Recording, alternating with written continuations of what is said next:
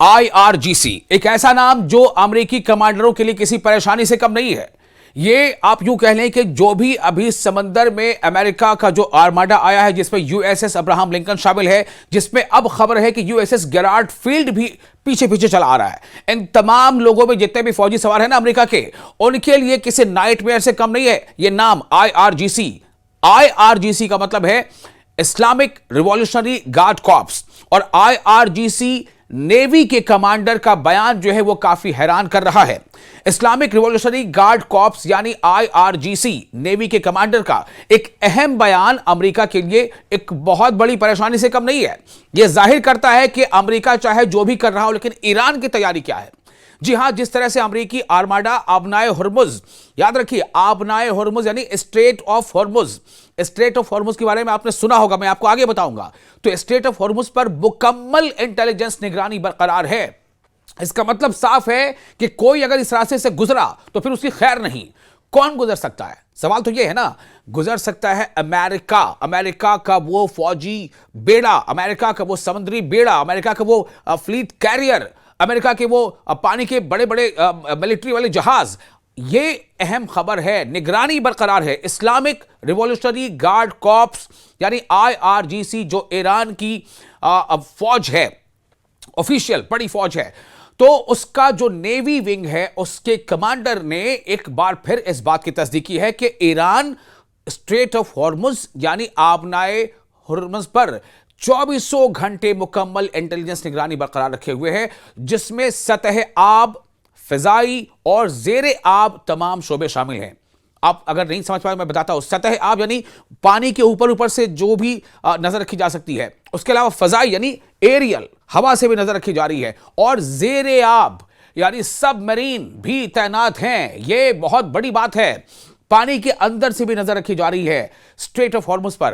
तो खलीजे फारस जिसे पर्शियन गल्फ कहा जाता है, या पर्शियन गल्फ जिसे खलीजे फारस कहा जाता है, इसमें IRGC की बहरी मशकों यानी नेवल एक्सरसाइजेज के दौरान खिताब करते हुए रियर एडमिरल अली रजा तांगसिरी ने जोर देकर कहा है, अली रजा तांगसिरी ने यह जोर देकर कहा है कि मुकम्मल निगरानी, कंप्लीट सर्विलांस इस अहम आबी गुजरगाह से महफूज आमदोरफ्त को यकीनी बनाने के लिए है। उन्होंने कहा कि खित्ते के ममालिक, ममालिक मतलब देश, कई देश, खित्ते के ममालिक और कई बैरून खित्ता रियासतों की मईशतें, इकोनॉमिक इस निहायत अहम समुद्री रास्ते के अमन और इस्तेहकाम से गहरा ताल्लुक रखती हैं।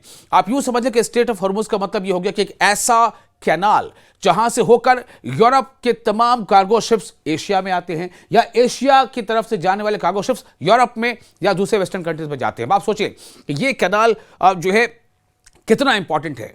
तो इस स्ट्रेट ऑफ हॉर्मुज पर ईरान कह रहा है कि हमने पूरी नजर लगा रखी है। जो कमांडर है अली रजा, उनका कहना है कि खलीज फारस और आबनाए हुर्मुज में यानी पर्शियन गल्फ और स्ट्रेट ऑफ हॉर्मुज में वाक़ा ईरानी जजीरों को कौमी वक़ार करार देते हुए उन्हें नाकाबिले तस्खीर किले और जंगी जहाज से ताबीर किया। यानी ऐसा किला जिसे फतेह नहीं किया जा सकता, ऐसा जहाज, ऐसा जंगी जहाज जिस पर जीत हासिल नहीं की जा सकती। यह कहा उन्होंने कि ये हालत है।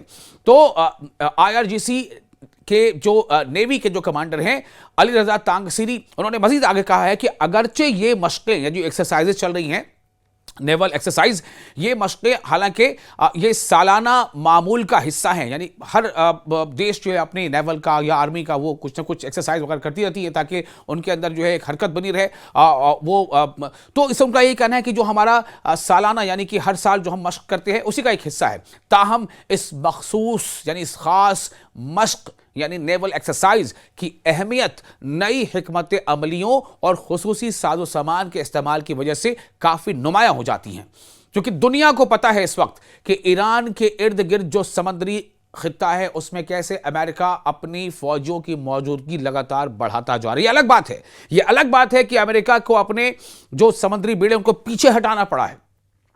उन्होंने कहा, यानी कि जो IRGC के नेवी कमांडर हैं, उनका कहना है कि हम इन पेशरफ्तों में से कुछ को मीडिया के जरिए जाहिर कर रहे हैं, जबकि एक बड़ा हिस्सा बाद में मंजर आम पर लाने के लिए खुफिया रखा गया है।